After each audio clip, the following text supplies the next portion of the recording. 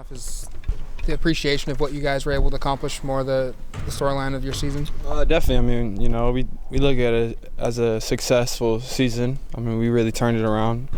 A season a lot of us remember, and we came closer through it. But I think everybody will look at it as a success.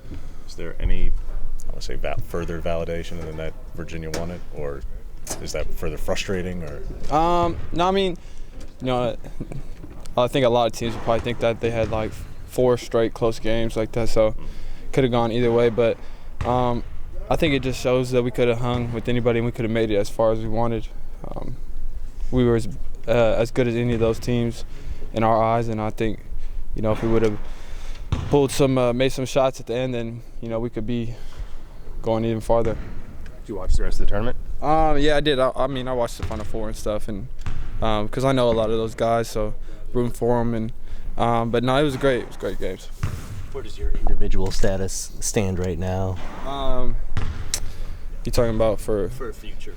Right now I'm just going through the process. I'll be going down to LA here, training and doing all that, and just seeing what happens and making my decision later. The fact that you can have representation now and still stay in school, does that make it an easier decision? Just, hey, I'm going to get as much information as I can. Exactly. And I got a lot of good people helping me now, so it'll be great. Do you have sort of a timeline for an individual timeline, or just you think you'll take it right up to the deadline? Yeah, I think I'll just take it right up to the deadline and get as much information as processed. Like I said before, just everybody can go through the process, and if you have the opportunity to, why not? Who is your agent?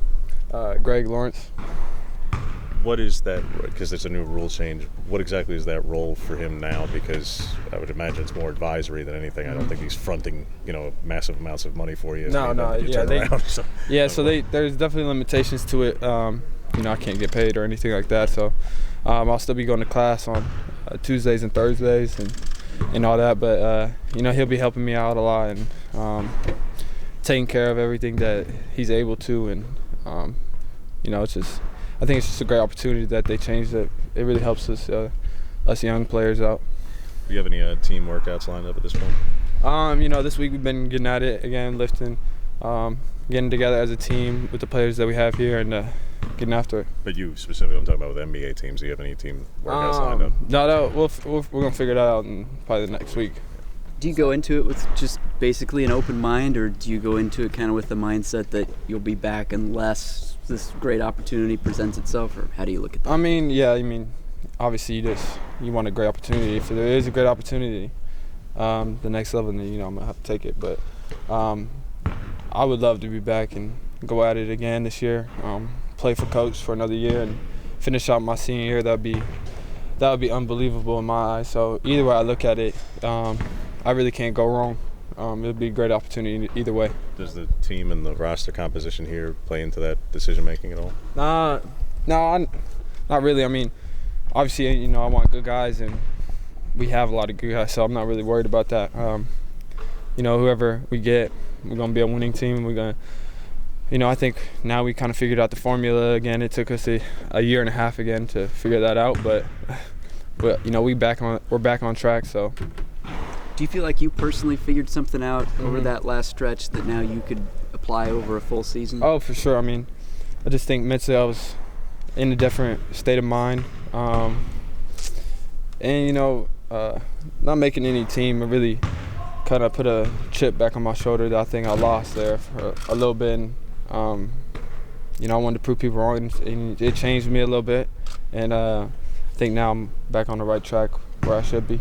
Have you let yourself eat any cookies or a milkshake? I have had some cookies for the break. I've had some soda a little bit, but no milkshakes. But no, I'm getting back on track now, but definitely was enjoying my time. But those are the sort of things you learned and you're going to institute again going forward. Yeah, exactly. No, I mean, if it works, well, why fix it? And so it worked for me, so I'm going to keep that going. Looking back on last season, what do you think you could improve on for not only like your NBA game, but if you come back, what are some things you think you could personally improve on? Just getting a little bit more athletic. I mean, every year I feel like I've taken another step, but I got to keep going. I even say my conditioning even though I played so many minutes, I really think I might have took some minutes off even playing that much. So hopefully next year I can eliminate minutes off, and then really just working on my floaters, my mid-range game. I think during the late runs, I missed a lot of those shots that I should have been hitting, and then just getting everything tighter.